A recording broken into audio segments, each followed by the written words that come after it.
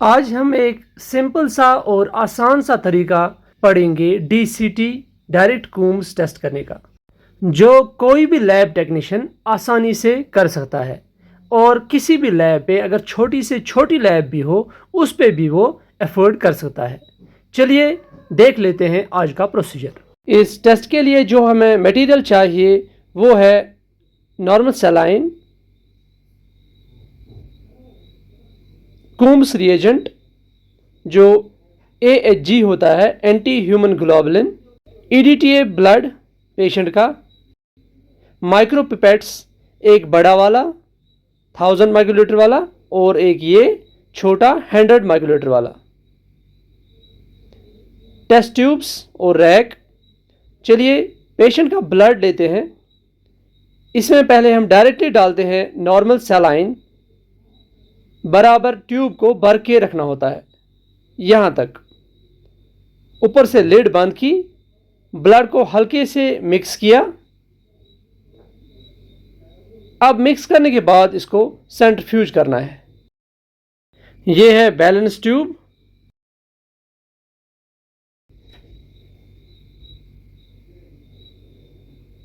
अब हम इसको सेंट्रीफ्यूज कर देंगे। सेंट्रीफ्यूगेशन से जो हमने नॉर्मल सलाइन डाला वो फिर से सेपरेट हो जाएगा, लेकिन अपने साथ वो एंटीबॉडीज़ या कुछ भी हो, प्रोटीन्स, एंटीबॉडीज़ वगैरह, उसको ड्रैग आउट करेगा। ये सेंट्रीफ्यूज करने के बाद अब हम सुपरनेटेंट जो होता है, इसका जो ऊपर वाला पोर्शन है, इसको डिस्कार्ड कर देंगे। इससे एंटीबॉडीज़ भी वॉश आउट हो जाएंगी, जो हमारे टेस्ट में फॉल्स पॉजिटिव रिपोर्ट आने के लिए रेस्पॉन्सिबल हो सकती है। ये हम इसका ये ऊपर वाला पोर्शन सारा डिस्कार्ड करेंगे।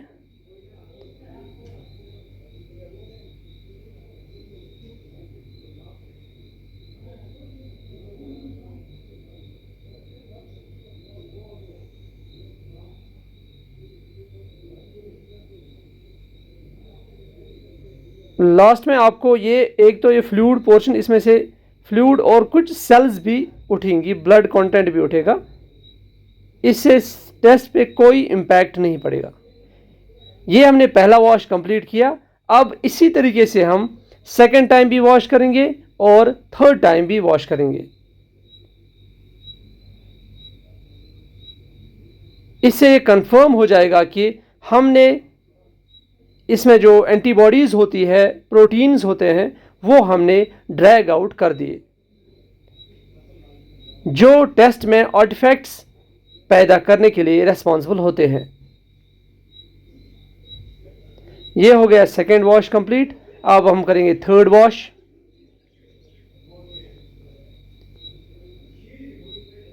ये हमने थर्ड वॉश भी कंप्लीट कर दिया। ये ऊपर वाला पोर्शन हम डिस्कार्ड कर देंगे। अब रह गया हमारे पास लास्ट वाला ये सेल मटेरियल जो हमने वॉश की हुई है। ये डालेंगे हम नॉर्मल सलाइन एक अलग से ट्यूब में, ये रखेंगे साइड में। अब नॉर्मल सलाइन में से लेंगे हम 950 माइक्रोलीटर्स। इस नॉर्मल सलाइन में से लेंगे हम 950 माइक्रोलीटर्स, ये डालेंगे अलग ट्यूब में। अब इस ट्यूब में जिसमें हमने 950 माइक्रोलीटर्स डाले, इसमें डालेंगे 50 माइक्रोलीटर्स ऑफ ब्लड जो हमने वॉश किया हुआ है। पेशेंट का ब्लड, जो पेशेंट की आरबीसीज है जिसको हमने वॉश किया है, उसमें से लेंगे हम 50 माइक्रोलीटर्स, वो डालेंगे हम इसी 950 माइक्रोलीटर नॉर्मल सलाइन में।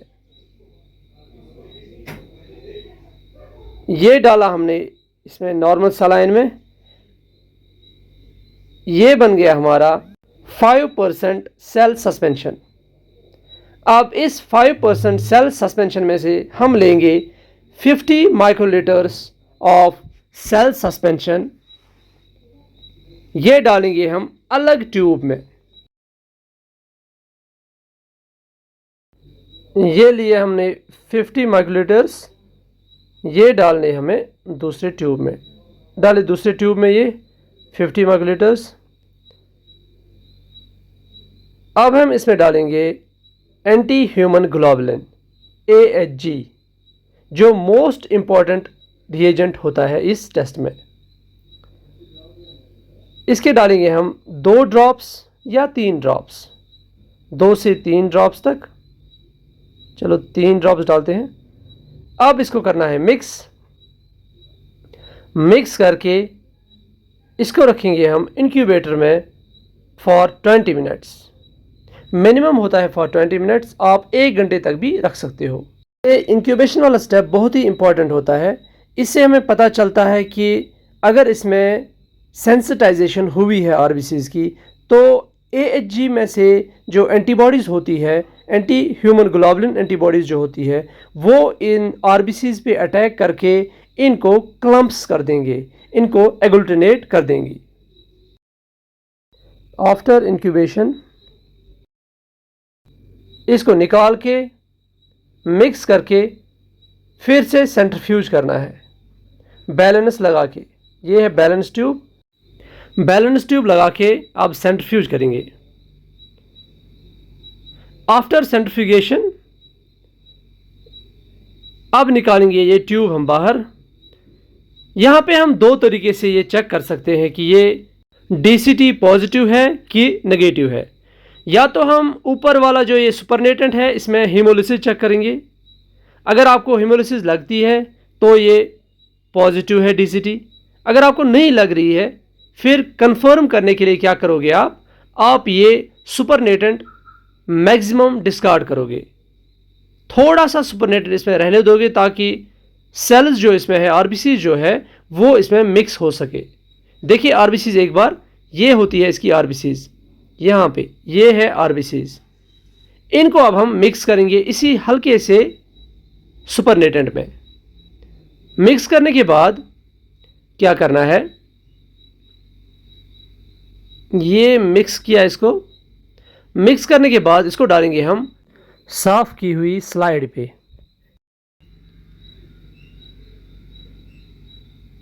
ये डाला हमने छोटा सा ड्रॉप टाइल पे। ऊपर से डालेंगे इसको cover slip.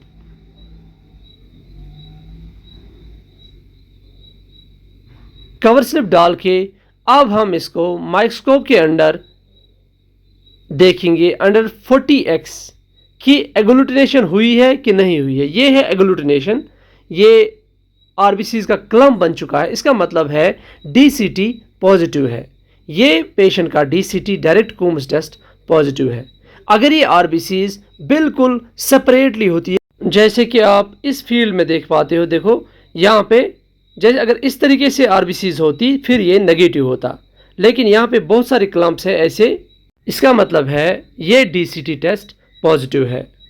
Thank you for watching this video. अगर आपको वीडियो अच्छा लगा हो तो शेयर और सब्सक्राइब ज़रूर करें।